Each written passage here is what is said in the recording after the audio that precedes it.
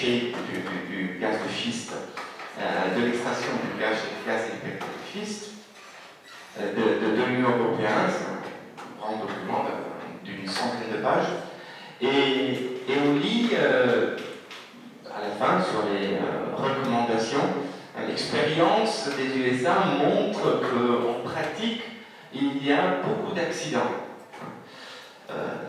Sauf que un an après, en 2012, Murray Hitzman, interrogé par le Sénat américain, il était le chair, le responsable principal de l'étude américaine sur le même sujet, il déclare sur 35 000 wells, comment on dit wells? Sur 35 000 puits existants aux États-Unis, il y avait un seul cas de séisme, de tremblement de terre perçu par la population. Et puis le reste de la situation, vous le voyez vous-même, tend à baisser la gravité de ces dangers. Alors là, on est vraiment sur les faits. Qui a raison? Ça, c'est pas une question à laquelle moi je peux répondre. Mais ce que je comprends, c'est que il y a à discuter sur ça. Il y a peut-être encore des études à faire davantage et à peser bien, voilà, les coûts et les bénéfices.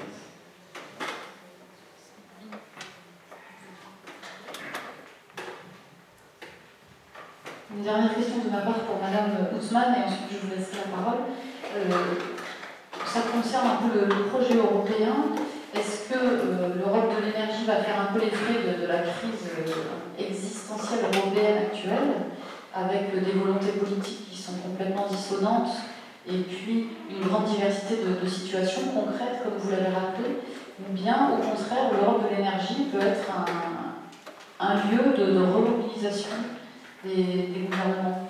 Je ne vous demande pas de faire mal au soleil, mais quelques éléments d'analyse. Vous parlez à une optimiste angoissée sur la situation actuelle, mais optimiste quand même. Je pense que l'énergie a été quand même au départ le sujet qui a permis la construction européenne. Il y a eu 30, presque 40 années de... Il ne s'est pas passé grand-chose, et je pense que les circonstances actuelles font qu'un sursaut est possible, et si on regarde l'histoire de la politique énergétique dans le temps, on voit que depuis justement ce fameux Conseil européen informel de Hampton Court, où justement ce sont des Britanniques qui ont poussé pour avoir une vraie politique européenne de l'énergie. C'est pour la petite histoire, Hampton Court est un conseil informel qui a été tenu pour discuter du futur de l'Europe après le référendum français en 2005. Donc tout parallèle avec un événement récent est permis. Et je pense que depuis lors, on a quand même beaucoup de choses qui bougent dans ce secteur. Tout n'est pas parfait. Mais je pense qu'on est en train d'avancer aussi parce qu'au niveau du terrain, des acteurs sur le terrain, les choses bougent vraiment. On voit au niveau de la collaboration entre les régulateurs nationaux, de la collaboration entre les gestionnaires de réseaux, entre les gestionnaires de réseaux de distribution aussi. Anciennement, c'était uniquement les réseaux de transport, mais ensuite les réseaux de distribution qui coopèrent. Il y a vraiment des choses qui se passent sur le terrain. Je pense qu'il y a aussi une compréhension. Les marchés sont de mieux en mieux connectés.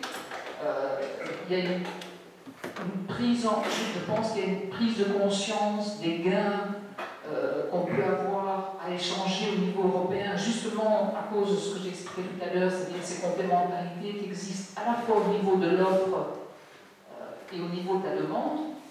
Ça permet quand même de réduire la facture énergétique de façon assez conséquente, et notamment quand il y a de plus en plus de renouvelables. On va arriver à 50% de renouvelables pour la production électrique, donc ça devient extrêmement important. Et je pense que là, la coordination au niveau européen est de plus en plus nécessaire, on le voit sur le terrain, pour assurer la stabilité du réseau. Et donc je pense que par nature, on est poussé vers un travail de plus en plus européen dans le domaine de l'énergie. On l'a vu aussi quand il y a eu la crise ukrainienne et que certains pays ont été privés de gaz. On a vu que tout de suite, il y a un groupe de coordination qui s'est réuni dans les heures qui ont suivi au niveau européen pour organiser des flux renversés, pour organiser cette solidarité européenne.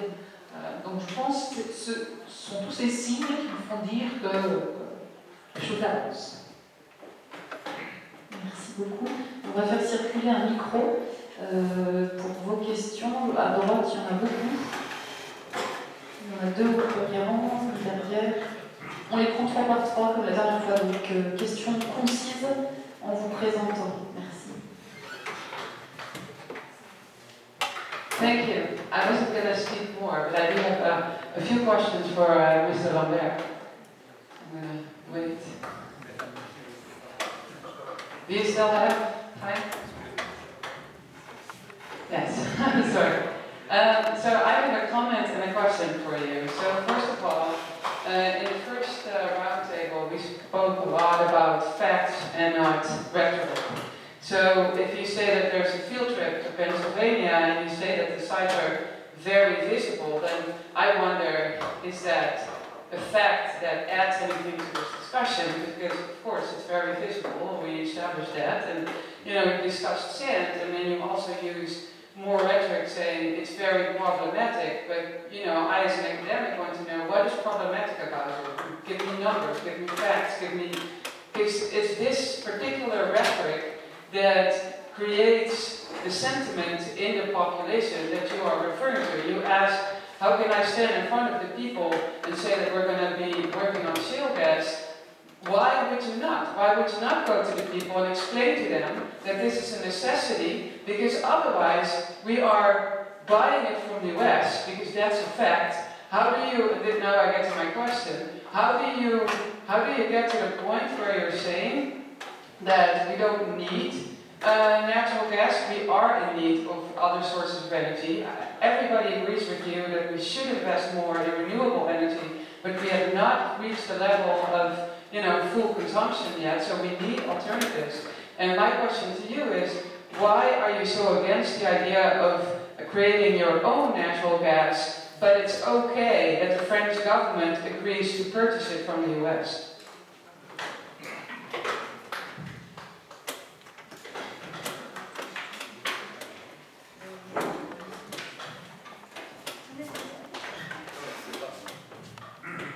Merci.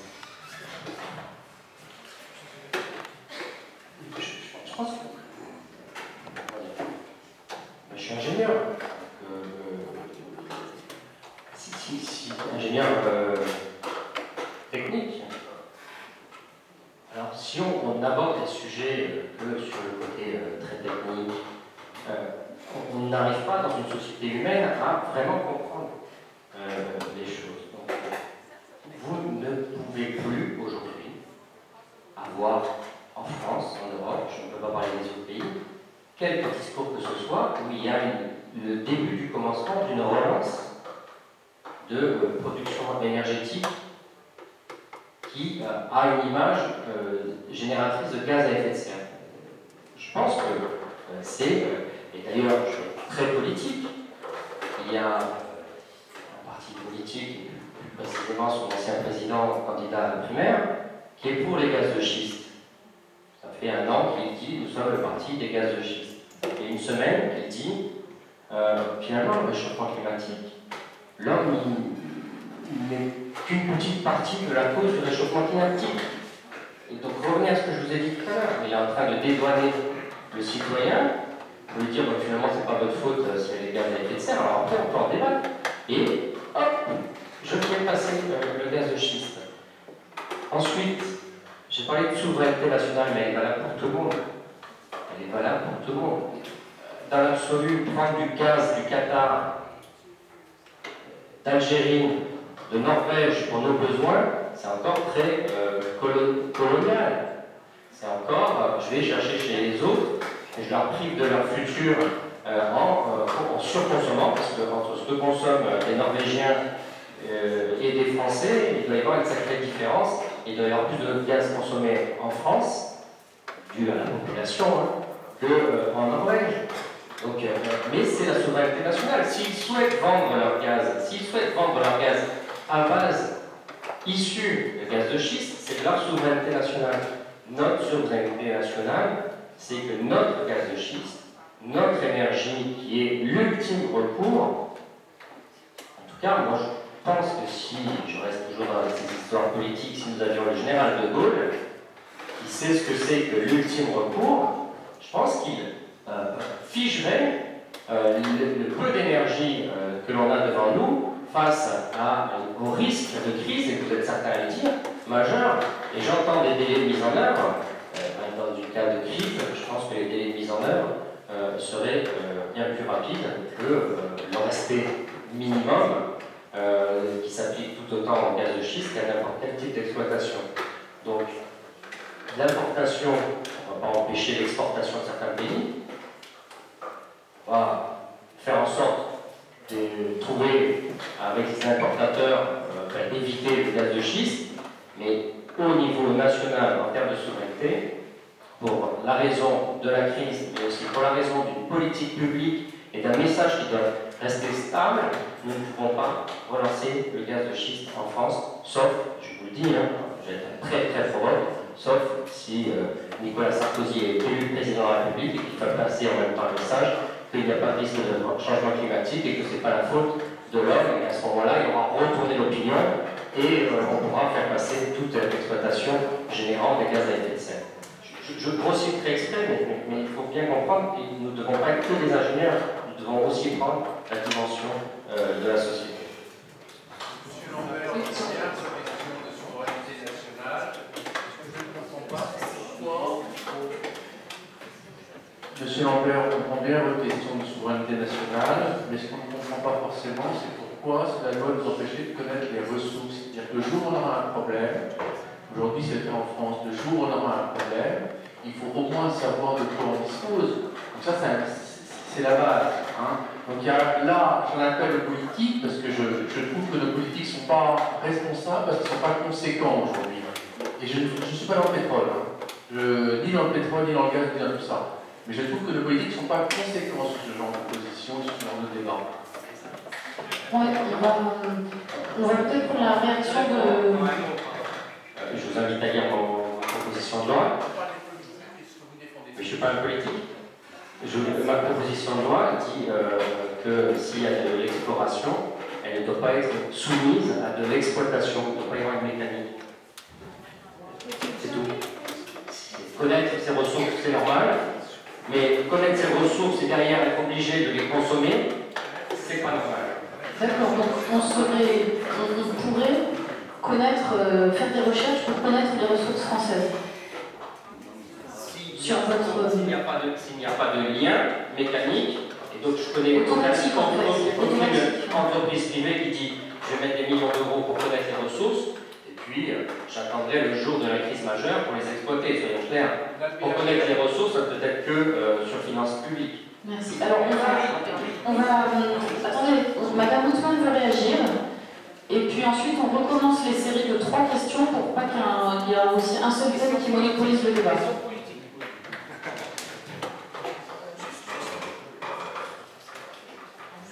Un mot pour dire qu'évidemment qu'on a besoin de données, de faits, de connaissances, et que c'est un domaine où l'Union européenne a une valeur ajoutée, et c'est dans cette optique-là qu'on a créé justement un réseau européen scientifique et technologique sur l'extraction des hydrocarbures non conventionnels, qui est attaché au Centre commun de recherche et qui a 2 missions. L'une est de récolter des données dans tous les pays qui font des forages explorateurs, et deuxièmement, d'évaluer toutes les technologies utilisées et de rediffuser ces informations. Il y a eu un premier rapport qui est sorti cette année, mais qui cite aussi certaines difficultés justement dans la récolte des données, notamment pour des raisons de confidentialité et de difficultés de comparaison dans les termes. c'est pas toujours facile quand même de récolter des données. Merci. Alors on continue le tour des questions et on reprend le rythme de 3 par 3. Henri-Jean Copin pour Écologie France. Est-ce qu'il n'y a pas un moyen de concilier tout le monde sur ce problème du gaz, de schiste, puisque le gaz de schiste, finalement, ce sont des végétaux enterrés ouvriers mis à la chaleur pendant quelques millions d'années. Chaque année, le soleil nous apporte quelques 150 pétawattheures par an d'énergie. On n'en consomme pas beaucoup, nous, beaucoup moins, 10 fois moins. Est-ce qu'il y a pas moyen de transformer les végétaux chaque année en gaz qui serait schiste équivalent, mais fabriqué dans l'année? Il faudrait théoriquement chauffer les végétaux à la briquette pour faire du gaz. Une autre question dans cette travée? Oui, monsieur le député, 2 questions. La première sur la surface. Vous considérez que le gaz de schiste est consommateur de surface, de terrain. Je vous fais ça pour ce qui est vrai, puisqu'il faut un certain nombre de prix, mais je vous fais remarquer qu'en fait, les renouvelables, que ce soit le solaire ou l'éolien, à quantité d'électricité équivalente produite, demandent entre 50 et 150 fois plus de surface que les gaz de schiste, puisque d'un côté vous avez concentré l'énergie dans le sous-sol et de l'autre un dilué l'énergie dans l'atmosphère. Et sinon la deuxième remarque, c'est que vous avez dit que développer les gaz de schiste, ce serait du détournement de capacité financière. Je ne comprends pas très bien dans la mesure où inévitablement ce ne serait pas financé par le public mais par des compagnies privées, donc je ne vois pas où est le détournement de capacité financière. Dans cette travée, une dernière question. Vite,